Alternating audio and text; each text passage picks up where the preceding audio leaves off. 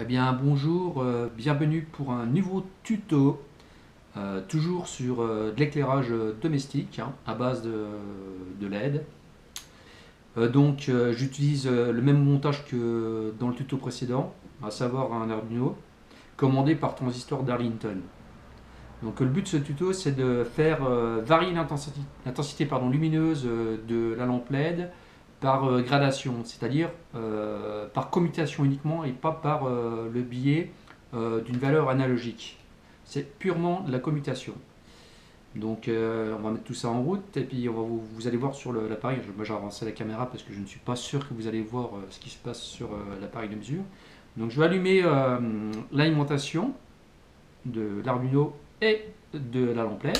Au début il y a un petit truc qui se passe, ça clignote, c'est normal. Et vous voyez, vous avez la LED qui est allumée avec une certaine intensité lumineuse. Donc je vais simuler la présence, l'absence de lumière naturelle par un bouchon de stylo, stylo, c'est pas un stylo, c'est un Rotring, bon bref, on s'en fout, en le passant sur le capteur à LED. Alors vous allez voir, déjà rien qu'avec la main, je ne sais pas si ça marche, on ne voit pas trop, ça baisse un tout petit peu, mais pas beaucoup. Regardez, je vais obturer la LED et regardez ce qui se passe. Je diminue l'intensité d'éclairage. J'ai du mal à passer parce que les compressions sont étroits. Voilà.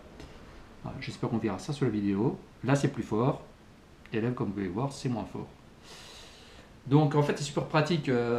En pleine journée, la LED va éclairer très fort pour avoir un éclairage suffisamment important et qui sont en relation avec l'éclairage naturel. Par contre, dans la pénombre, évidemment, il faut avoir beaucoup de lumière pour pouvoir lire un livre, par exemple. Donc on va regarder comment ça fonctionne avec l'appareil de mesure. Je vais le mettre sur tension continue. Et puis je renforcerai la caméra au moment voulu. Je vais régler l'appareil sur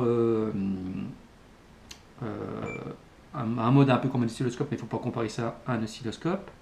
Donc je vais mettre en mode view. Voilà.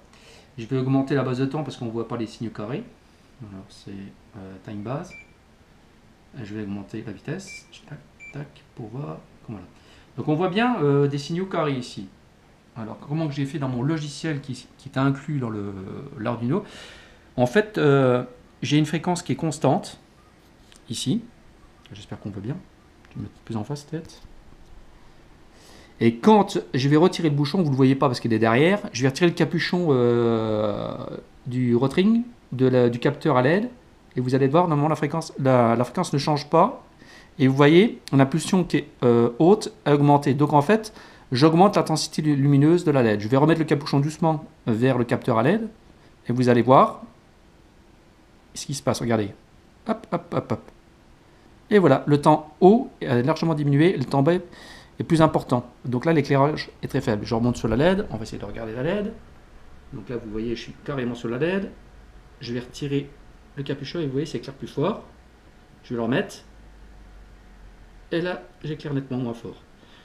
Voilà. J'espère que le tuto vous a plu. Je vais mettre le code source en ligne du logiciel. Je ne joue pas sur des temps de pause, je joue sur des cycles d'horloge. Voilà.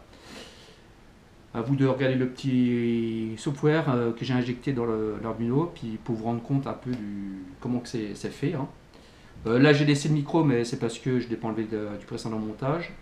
Par la suite ce que je vais faire, je vais ajouter le clap qu'on a vu dans le précédent montage à ce montage, plus un bouton, hein, ce petit bouton allumé et éteindre. Voilà. Bon ben à bientôt pour un nouveau tuto.